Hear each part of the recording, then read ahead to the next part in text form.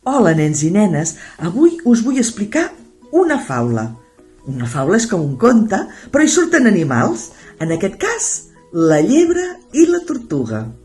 I diu així. Diuen que una vegada es van trobar a prop de Barcelona una llebre i una tortuga i es van posar a parlar. I la llebre li va preguntar a la tortuga on anava. La tortuga li va dir: me'n vaig a Puigcerdà, xino-xano, a veure uns meus amics. Ai, mira, jo també hi pensava anar, va dir la llebre. Però clar, jo hi aniré corrent. Oh, si vols hi podem anar plegades, va dir la tortuga. No, que jo amb 3 salts hi soc, i tu, amb aquesta càrrega, vés a saber quan arribaràs. Oh, va dir la tortuga, si jo no portés aquesta càrrega, si jo no portés aquesta closca, vés a saber què passaria. Què vols dir? Va dir la llebre. Doncs vés a saber que potser arribaria jo primera, potser sí o potser no. Què t'hi jugues, va dir la llebre. Doncs mira, m'hi jugo una col que hi ha a l'entrada de Puigcerdà. Oh, doncs molt bé, fem la cursa, va dir la llebre. Es van posar totes dues preparades. 1, 2 i 3!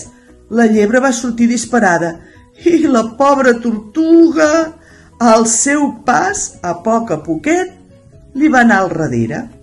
Quan feia una estoneta que corria, la llebre es va parar i va dir: ara que hi penso, no he esmorzat i tinc molta gana, i allà hi ha un camp d'enciams.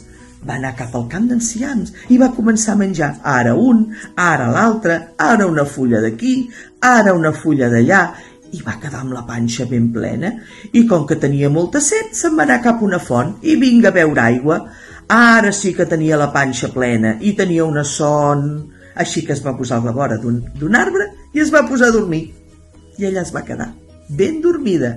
Mentrestant, la tortuga havia anat fent xino-xano, a poc, al seu ritme sense parar, i havia arribat on estava la llebre dormint, que en aquell precís moment la llebre es va despertar i quan la va veure arribar, d'un salt es va posar a córrer altra vegada.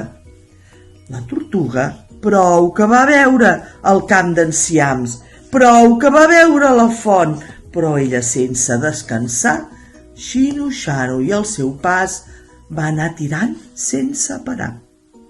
La llebre, corrent, va arribar a mig camí, en el poble de Vic, i allà, quan estava a la plaça, va pensar: ui, he corregut tant que segur que la tortuga no m'atraparà pas.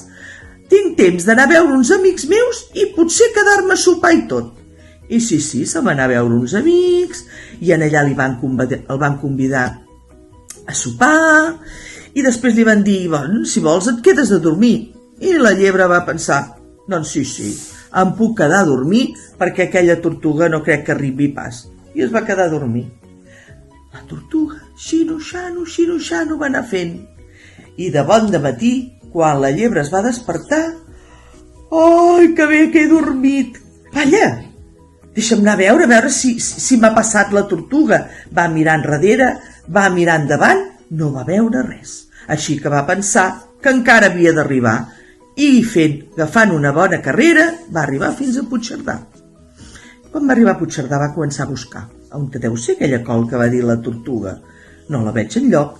I sí, allà, al costat, quasi bé a les portes de Puigcerdà, hi havia una col molt gran, però a sota la col hi havia la tortuga, que se l'estava menjant. I la tortuga, quan va veure la llebre, li va dir: hola, llebre, què? Com que no venies, he començat a menjar. La llebre va quedar amb un pam de nas. La tortuga, amb la seva constància, amb el saber fer que feia sempre la tortuga, va anar tota la nit caminant i va arribar a la primera. I aquestes faules també ens ensenyen que no per córrer més arribaràs primer. I així s'acaba aquesta faula. Espero que us hagi agradat. Fins ben aviat.